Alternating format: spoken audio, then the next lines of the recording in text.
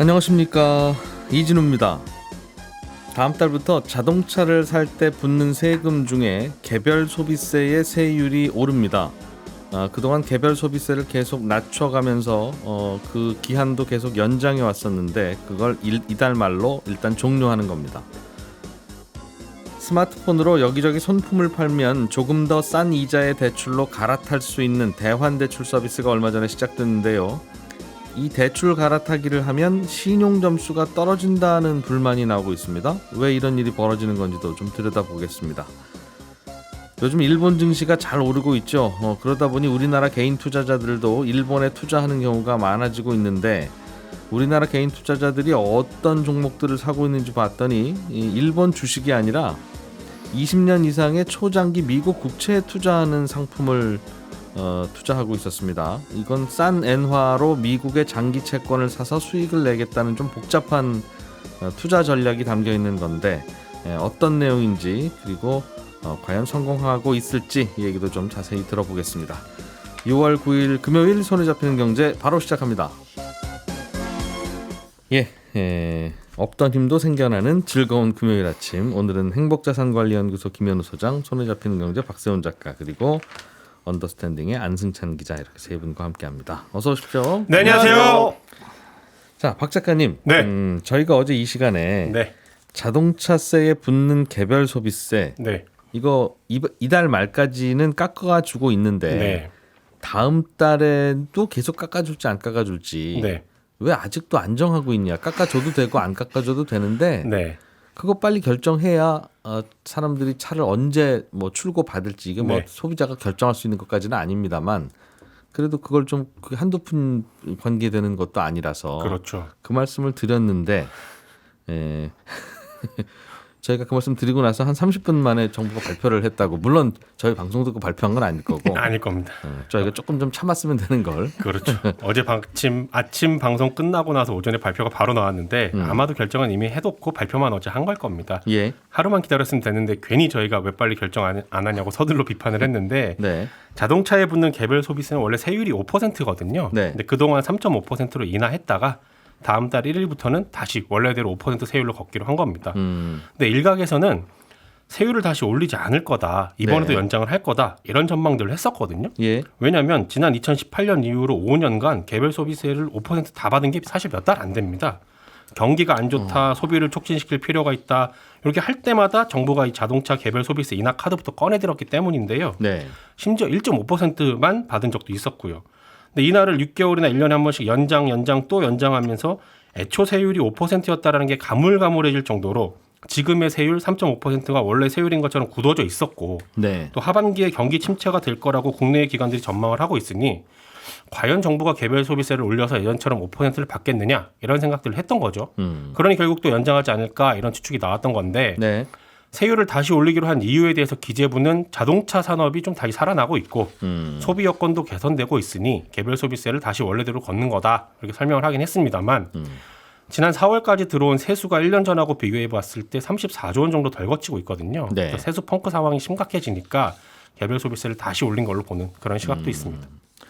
가장 큰 이유는 이 개별 소비세를 일시적으로 깎아주는 게 네, 매번 깎아주면 아무 소용이 없고 그렇죠. 일시적으로 딱 6달 동안만 진짜 깎아줍니다. 네. 그러면 사람들이 내년쯤 차 바꿀까 하다가 요거 할인 받으면 한 돈 100만 원 정도 싸게 사는 셈이니까 예, 에이 어차피 살짝 좀 당겨서 사자 그렇죠. 하면서 소비가 좀 진작되고 구매가 늘어날 거 아니냐 하는 효과로 이걸 하는 건데 네, 말씀하신 대로 6개월만 하기는 해놓고 1년 하고 2년 하고 3년 하고 하니까 네, 이게 뭐 언제까지 깎아주는 건지도 다들 아무도 모르고 그렇죠. 그게 이제 자동차를 빨리 구매하는 결정을 내리는데 아무 도움이 안 되는 그렇습니다. 정책이 돼버려서 네, 그럴 거면 굳이 뭐 왜 이걸 해주냐 네, 하는 생각을 하게 됐을 거예요. 그렇습니다. 그러나 그렇게 되는 바람에 그렇게 됐습니다라고 하면 저희가 정책을 이상하게 쓰고 있었네요라고 하는 고백이 되니까 네, 자동차 산업도 좀 살아나고 그래서 그냥 계속 올려받는 겁니다. 네. 라고 설명은 했겠죠. 네, 뭐 악의를 가지고 한 정책은 아닙니다만 이렇게 잘 정책을 운영하지 못하면 좋은 정책 카드 하나 그냥 없애게 되는. 어쨌든. 근데 문제는 그러면 다음 달부터 개별 소비세율이 3.5에서 5%로 오르면 네, 5천만 원짜리 차는 뭐 한 70몇만 원 차이가 나는 거예요. 그렇죠. 세율이 5%로 다시 오르면 예를 들어 3천만 원짜리로 예를 들어 볼게요. 예. 그럼 대략 한 65만 원 정도 오르거든요. 예. 근데 다음 달부터는 어제 설명드렸듯이 국산차를 살 때 붙는 개별 소비세는 네. 차값의 18%를 할인한 가격에 붙이는 걸로 계산 방식이 바뀌었잖아요. 네. 그러면 지금 사는 것보다 대략 25만 원 정도 더 내게 됩니다. 네. 그 엊그제는 그 국세청에서 개별 소비세 부과 방식이 달라져서 국산차 살 때 세금 덜 내도 된다고 발표를 했잖아요. 네. 근데 하루 만에 기재부가 세율을 다시 올리면서 다음 달부터는 세금을 오히려 더 내야 되는 그런 상황이 벌어진 거예요. 근데 보통은 이런 걸 발표할 때 서로 조율을 할 텐데 이번에는 왜 이렇게 엇갈리게 발표를 해서 혼선을 주는 건지 모르겠습니다만 어쨌든 혹시 국산차를 살 생각 있으신 분들은 이달에 사야 이달에 출고가 돼야 이달에 출고되는 게 네. 그래도 개별 소비세율 다음 달부터 오르는 걸 피하니까 네, 그렇죠. 다음 달부터는 국산차는 출고가에서 좀 깎아서 세금 계산해 주는 제도가 시작은 한다고 합니다만 네. 그 효과 감안해도 이번 달에 출고되는 게 낫다. 맞습니다. 그런데 그러면 이미 차 주문하신 분은 네. 빨리 이번 달 안에 출고하게 해달라고 그렇게 해야 됩니다. 자동차 영업사원한테 또 부탁하고 압박하고 해야 되겠네요. 그렇게 해야 되는 겁니다. 근데 또 그게 마음대로 되는 건 아니 아니라서. 이런 거는 매수하는 결정은 이미 내렸고 계약했으니까 네. 자동차 회사 가면 이분 언제 계약했는지 대충 나오잖아요. 그렇죠. 그럼 계약한 분들까지는 좀 세이프로 해주는 게 차가 7월 15일에 나오든 뭐 언제 나오든 그렇게 해줘야 이게 안 그러면 운 좋으면 몇십만 원 세이브하고 네. 운 나쁘면 이게 좀 그렇지 않습니까? 그렇습니다. 그래서 세율이 자꾸 왔다 갔다 하면 안 되는 겁니다. 사실은 5%였을 때 샀던 분들도 사실 어떻게 보면 손해라는 생각을 하잖아요. 3.5로 내렸을 때가 있었으니까. 근데 지금도 마찬가지로 세율이 이렇게 왔다 갔다 해버리니까 언제 사느냐에 따라서 이렇게 내는 돈이 달라진다? 그러면 굉장히 큰 불만이 생길 수 차량 있죠. 출고 날짜 기준으로 하는데 물론 금요일 날 티셔츠 뭐 2만 원 주고 샀는데 네. 월요일 날 가니까 백화점 세일 시작하는 경우도 있긴 있죠. 네. 그런 것까지 깎아달라고 하는 건 아닌데 그렇습니다. 저는 세일한다고 해서 사놓고 배송 받으려고 하는데 배송 받는 날짜가 좀 늦어진다고 기한 지났습니다 하고 원상으로 가격을 올리면 네. 그건 좀 이상하지 않느냐. 그렇습니다. 저한테 하신 얘기는 아니죠? 아닙니다. 예. 아니 일부 그런 분들이 좀 억울한 분들이 있을 것 그렇습니다. 같아서. 예. 아무튼 그런 변화가 있었군요. 네.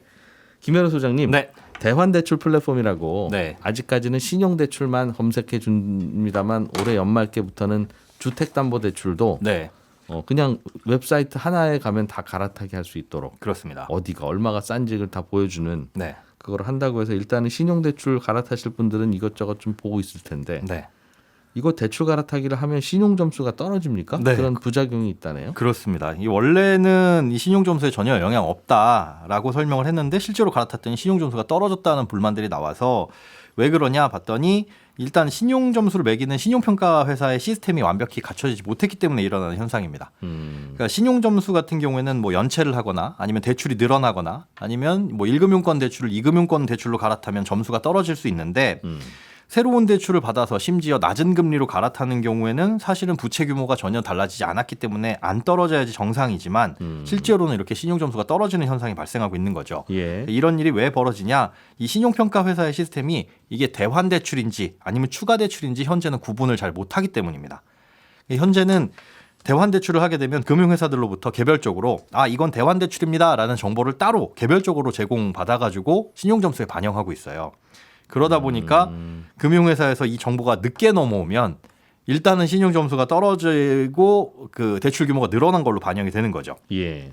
그래서 이 시스템을 뭐 5월 초부터 준비를 하긴 했는데 아직 완비가 안 돼서 그런 일시적인 현상이다라고 금융위원회에서 어제 보도자를 내놨는데 그럼 대환대출을 하면 지금까지도 무조건 신용등급은 일단 떨어졌다가 살짝 떨어졌다가 다시 오르는 그렇죠. 왜냐하면 기존의 대출을 갚은 이력이나 이런 것들이 동시에 반영되지는 않을 테니까. 새로 대출 받고 기존 대출은 아직 안 갚는 순간이 잠깐이라도 있으니 그렇죠. 그걸 반영했었다. 네. 신용정보회사들이. 네. 그런데 심지어 지금은 동시에 그게 이루어짐에도 불구하고 네. 신용 점수가 떨어지는데 그럼 이 시스템이 언제 제대로 갖춰지냐? 이번 달 말일까지는 이렇게 신용 점수가 떨어지지 않게끔 완비를 하겠다. 그리고 지금 떨어진 분들도 늦어도 6월 30일이 지나가게 되면 다시 원상복구할 테니까 뭐 걱정은 마셔라라는 내용입니다.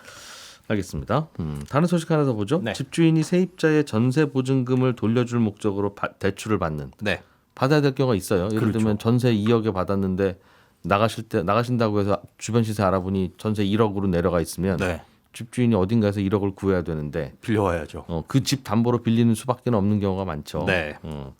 그런데 그런 대출에 대해서도 대출 받으려고 하면 집주인의 소득이 충분해야 네, DSR 규제라고 하는 걸 통과해서 받을 수 있다는데 맞습니다.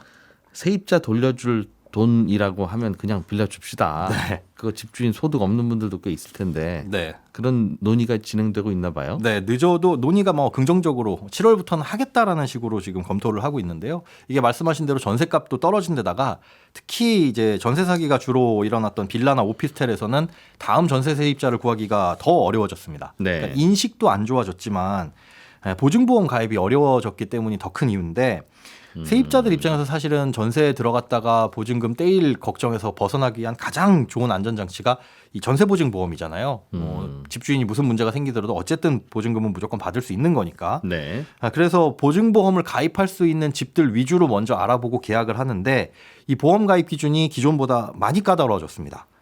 전세값도 기존에는 공시가의 150%까지 가능했던 게 뭐 140으로 내려왔고 네. 또 전세값 비율도 집값 대비 100%면은 가능했는데 90% 이하로 떨어져서 실제로 가입할 수 있는 금액이 공시가 대비 126% 요 이하인 전세값만 뭐 가입이 가능해요. 네. 그러다 보니까 문턱이 훨씬 더 높아졌다고 볼 수 있는데 올해는 또 공시가 자체로 떨어져서 보증금을 기존보다 낮추지 않으면 보증보험 가입이 불가능한 곳들이 굉장히 많이 늘어났습니다. 예. 이런 문제로 이제 세입자 보증금을 못 빼줄 곳들이 많이 생길 것 같으니까 집주인이 받는 대출에 대해서는 늦어도 다음 달 중엔 이 DSR 규제를 완화해서 대출을 받기 좀 수월해지도록 만들겠다라는 게 지금 정부 발표입니다. 요거는 규제를 잠깐 풀어주겠다. 네. 뭐 사정은 그럴 수 있는데 슬슬 DSR 규제라고 하는 게 이럴 때도 풀리고 저럴 때도 풀리고 네. 예외가 생기기 시작했어요. 네. 지금 9억 이하 집 뭐 빌려주는 디딤돌 대출인가요? 디딤돌과 보금자리 특례 보금자리로. 특례 보금자리론. 그 요즘 그 잘 나가고 있다는. 네. 그것도 DSR 규제 안 하죠. 네. 디딤돌 대출과 특례 보금자리론 그리고 기존의 보금자리론 모두 DSR 규제 대상은 아닙니다. 알겠습니다. 자, 안승찬 기자님이 준비해 오신 소식. 예, 요즘 일본 증시에 투자하는 분들을 일학개미라고 그렇게 하나 봐요. 부르더군요. 예, 서학개미가 아니고 서양 주식이면 서학개미. 예, 일본 주식이면 일학개미. 우리나라 주식이면 동학개미. 그렇습니다. 그런데 이 일학개미들이 가장 많이 사는 종목이 일본 증시에 상장된 미국 채권 ETF를 산다고요? 그게 진짜 특이하던데. 그러니까 우리가 이게 상식적으로 일본 증시가 요즘 뭐 33년 만에 최고치 뭐 이러니까 관심들은 당연히 많을 거고. 예. 뭐 소니나 닌텐도나 뭐 이런 회사들은 많이 사지 않을까 이렇게 기대할 텐데 실제로 올해 들어서 제일 많이 우리나라 사람들이 많이 산 종목을 봤더니 아이쉐어즈 미국채 20년 엔화 해지 ETF 이름도 어려운 이런 종목입니다. 아이쉐어즈는 그냥 ETF 브랜드 이름일 거고. 그렇습니다. 그러니까 미국의 블랙록이라는 자산운용사가 만든 브랜드니까 미국에서 만든 상품이다. 근데 이제 뒤에 치면 코덱스 타이거 이런 그렇습니다. 그런 거고. 뒤에 미국채 20년물 이렇게 써 있으니까 이거는 미국 국채에 투자하는 ETF구나. 여기까지는 쉬워요. 네. 요게 실제로 미국 나스닥에도 상장돼 있습니다.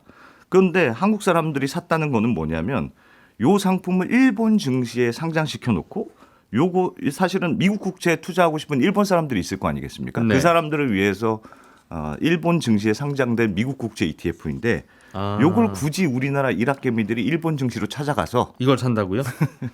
이거를 지금 집중적으로 사고 있다고 하니까 참 정성이 대단하기도 하고 매우 좀 이례적이다. 그러니까 일본인들을 위해서 미국 국채에 투자하실 일본인들은 그냥 사세요 하는 그렇습니다. 그 상품인데 네.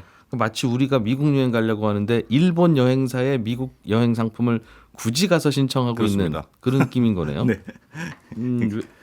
이게 몇 가지의 시나리오가 이제 깔려 있어요. 예. 그게 뭐냐면 일단 투자 목적의 최종 목적지가 미국 국채잖아요. 예. 그러니까 미국 국채 가격이 올라야 이제 수익이 나는 걸 텐데 예. 뭐 요즘 미국 연방준비제도가 언제일지 모르겠습니다만 금리를 지금보다는 뭐 올릴 가능성보다는 동결하거나 뭐 낮출 가능성이 더 높다. 예. 뭐 이렇게 예상하는 목소리가 좀 많지 않습니까? 물론 뭐 이것도 요즘은 확신할 수 없다 그런 얘기들이 있습니다만 어쨌든 지금보다는 금리가 많이 올라가긴 어려울 거고 결국은 금리가 낮아지지 않을까? 그러면 미국의 채권 가격은 결국 올라가지 않을까? 네. 그래서 미국 국채에 투자한 ETF는 가격이 올라갈 거다. 이렇게 이제 베팅을 하는 건데 그거는 이해됩니다. 예, 그럼 굳이 왜 일본에 상장된 미국 국채 ETF를 샀느냐? 제 말이 그 말입니다. 이게 궁금한데 이거 상품 구조를 좀 이해하셔야 됩니다. 그러니까 우리나라 일학개미가 처음에 원화를 가지고 일본 주식에 일본 주식시장에 상장된 종목을 사는 거니까 예. 원화가 엔화로 바뀌는 거죠. 그렇겠죠. 그 다음에 그 엔화로 미국 국채를 사는 거니까 달러로 다시 바꿔야 되고. 그거는 이제 ETF 회사가 알아서 할 거고. 그렇습니다. 그래서 예. 결국 이 상품은 원화, 엔화, 달러 이런 교환 과정을 거쳐서 투자하는 구조인데, 미국 국채. 이게 성공하려면 미국 국채 가격이 올라가는 건 당연하겠습니다만 원화보다 엔화 가치가 더 높아지고 엔화보다 달러 가치가 더 높아져야 내가 유리한 구조로 되어 있는 거거든요. 왜요? 통화를 바꾸니까 내가 투자한 화폐가 올라가면 나한테 유리하잖아요. 내가 일단은 어찌 됐건 일본에 투자하는 거고 예. 내 돈을 엔화로 바꿔서 투자하는 거니까 투자 기간 동안 엔화가 올라주면 미국 국채 투자한 수익률 더하기 엔화 엔화 올라준 것까지 내가 먹는다. 그렇습니다. 일종의 레버리지를 생각하는 거. 통화 레버리지 같은 걸로 생각하는 거예요. 근데 그리고 알겠어요. 네. 예. 그리고 이제 달러 가치까지 올라가면 그렇겠죠. 이중으로 더 올라가는 거죠. 엔화로 미국 달러로 표시된 ETF를 사는 거니까. 그렇습니다. 네네. 근데 요즘 그 일본의 금리가 미국은 이제 뭐 좀 내려갈 거다 이런 가능성이 많지만 일본 금리는 앞으로 좀 올라갈 거다 이런 예상들이 많거든요. 왜냐하면 예. 그동안 다른 나라 물가들 때문에 기준금리 엄청나게 올렸을 때도 일본은 혼자서 마이너스 금리 유지했던 대표적인 나라였거든요. 지금도 바닥이니까 더 내려갈 수는 없죠, 일본 금리가. 마이너스 금리니까 뭐 더 할 것도 없습니다. 근데 요즘 일본의 물가 상승률이 목표치 2%를 막 넘어가고 있으니까 보통은 막 이런 거 걱정해야 되는데 우리도 드디어 물가가 오르기 시작했다 막 좋아하고 그런 분위기란 말이에요. 예. 그러니까 슬슬 일본도 마이너스 금리 유지할 필요가 없어지고 네. 조금씩 금리를 올리는 쪽으로 가지 않겠느냐 이렇게 베팅하는 거예요. 예. 좀 구체적으로는 하여튼 뭐 시장의 일본의 중앙은행이 수익률을 0%에 묶어두게 하는 그런 방식을 이제 좀 풀 거다 이런 식으로 예상되는데 어쨌든 일본의 금리가 지금보다는 좀 올라가면 엔화 가치가 지금보다 올라갈 가능성이 있고 그러면 원화로 사는 것보다는 엔화로 미국 국채를 사는 게 나을 것이다. 두 번 올라가는 걸 나는 노리겠다. 뭐 이렇게 계산이 나오는 거죠. 그렇군요. 엔화에도 투자하고 미국 국채에도 투자하고 예, 한 그렇습니다. 번에 두 가지를 투자할 수 있으니 난 이거 사겠다. 근데 이제 고민은 뭐냐면 만약에 미국의 금리가 떨어지면 미국의 달러 가치가 떨어질 수도 있잖아요. 예. 이거 잘 보시면 상품에 엔화 해지 ETF라고 되어 있거든요. 그러니까 엔화하고 달러 변동에서는 환해지가 되어 있습니다. 그러니까 엔화 달러는 신경 쓰지 마. 이 상품은 예, 그렇습니다. 그래서 미국 국채 가격이 올라가고 또 원화에 비해서 엔화가 올라가면 두 번의 상승률을 노릴 수 있다 기대하고 지금 일본 증시에 상장된 미국 ETF를 사는 건데 걱정되는 건 사실 복잡한 시나리오가 다 맞아야 하지만 이게 수익률이 나는 거거든요. 근데 미국 국채 가격도 올라야 되고 엔화 가치도 상승해야 되고 두 가지 과정이 다 맞아야지만 되는 건데 실제로 올해 보니까 미국 국채 가격은 연초보다는 살짝 떨어졌고 네. 엔화 가치도 조금 오르다가 지금 빠져가지고 지금 연초보다 사실 아직은 살짝 떨어졌어요. 큰 재미는 없는데. 예, 그래서 지금 연초에 요 상품을 산 사람들 현재 마이너스 구간이던데 그러면 또 게다가 이 두 번이나 환율을 바꿔야 되니까 네. 수수료도 좀 또 높습니다. 그렇겠죠. 환해지를 중간에 이 환해지도 친구들 해놨고, ETF를 해준다고 하니. 예, 원화를 엔화를 달러로 두 번이나 바꿔야 되니까 예. 수수료도 높고 그래서 사실은 여러 가지 가정이 딱 맞아야지만 되는 상품이라서 네. 야 이게 굉장히 고민을 많이 한 상품이긴 한데 아직까지는 결과를 좀 지켜봐야 한다. 결국은 요즘 전체적인 시장에서 미국과 각 나라별로 통화 정책이 달라지는 걸 노리는 상품이다. 이렇게 이해하시면 될 것 같습니다. 그런 뜻이군요. 되게 복잡한 투자 상품이었네요. 그렇습니다. 듣고 보니까. 요즘 사람들이 이런 걸 산다는 게 놀랍죠. 미국 국채에 그냥 투자하는 게 싫고 네, 그 엔화로 투자하면 엔화에도 투자하는 셈이 되니까. 그런데 가장 걱정은 기껏 투자하고 났더니 미국 달러 가치가 떨어지면 어떡하냐. 예, 근데 그럴 수 있겠죠. 그럴 수 있죠. 근데 그걸 다만 뭐- 그거는 해지를 해놨다. 우리나라에 이런 상품은 없나 봐요. 우리나라에서 미국 국채 투자하는 상품은 있는데 근데 그것은 해지가 되어 있기도 하고 안 되어 예, 있기도 하고. 그렇습니다. 네. 세금 문제만 잘 고민하면 될 텐데 어떨지 한번 좀 지켜봐야 되겠습니다. 자, 김현우 소장, 박세훈 작가, 안승찬 기자 세 분이 활약을 해주셨고요. 잠깐 광고 듣고 친절한 경제로 이어갑니다. 네, 오늘은 청취자 장경혜님이 뉴스를 듣다가 궁금한 게 생기셨다고 질문을 보내오셨어요. 요즘 나라 경제가 어떤지 살펴보는 경제 지표들 중에 고용률이라는 게 있던데 그거는 뭐고 왜 그런 식으로 계산하는지도 궁금합니다. 이런 질문을 주셨습니다. 고용률은 계산식을 보면 15세 이상 모든 인구 중에 일자리 있는 사람의 비율인데요. 그러니까 국민들 중에 몇 퍼센트나 일자리가 있나 이걸 알아보는 지표입니다. 맞벌이가 대세인 나라는 고용률이 높겠죠. 그런데 일은 가장 한 명이 하면 되는 거지 뭐 라고 생각하는 나라는 고용률이 낮은 편입니다. 네덜란드나 스위스 같은 나라는 80%가 넘고요. 일본도 거의 80%에 가까운데 우리나라 고용률은 아직 70%가 안 되니까 우리나라는 잘 사는 나라들 중에서는 고용률이 좀 낮은 편입니다. 그래서 우리나라는 고용률을 좀 늘리는 게 앞으로 해야 할 숙제인데요. 우리나라가 국민들이 게으른 나라는 아닌데 고용률이 낮은 건 여성이나 노인이나 청소년 등이 일자리 괜찮은데 이거? 이러면서 기꺼이 할 만한 일자리가 부족하다는 뜻이거나 특히 여성들이 일자리를 갖기 좀 어려운 환경이라거나 이제 그런 이유 때문이겠죠. 우리나라의 남성과 여성의 고용률을 따로 뽑아보면 우리나라는 남성 고용률은 꽤 높은 편으로 나옵니다. 고용률은 이 숫자가 높다고 잘 사는 나라고 이게 낮으면 꼭 소득이 낮은 나라인 거는 아닌데요. 대체로는 잘 사는 나라가 고용률도 높습니다. 온 국민이 다 일자리가 있으니까 소득도 더 많고 그래서 잘 사는 건지도 모르겠습니다. 15세 이상 인구 중에 몇 퍼센트가 일자리 있는지 계산한다고 말씀드렸는데 이 15세라는 기준도 좀 모호하긴 합니다. 15세면 우리나라로 치면 고등학교 1학년인데 굳이 왜 그 나이를 기준으로 하는지 이해가 언뜻 안 될 수도 있지만 다른 나라 중에는 이 나이가 되면 취업을 꽤 하는 경우도 많아서 나라들끼리 국제 비교를 하려면 기준을 갖게 해야 되거든요. 그래서 조금은 이상하지만 15세 이상으로 기준을 통일해서 조사를 합니다.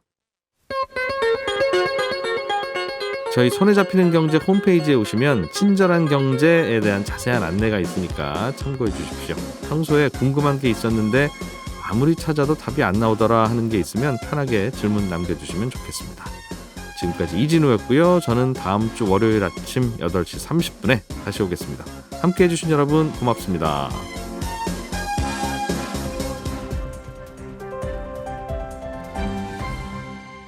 경제를 생각하는 사람들의 즐거운 습관.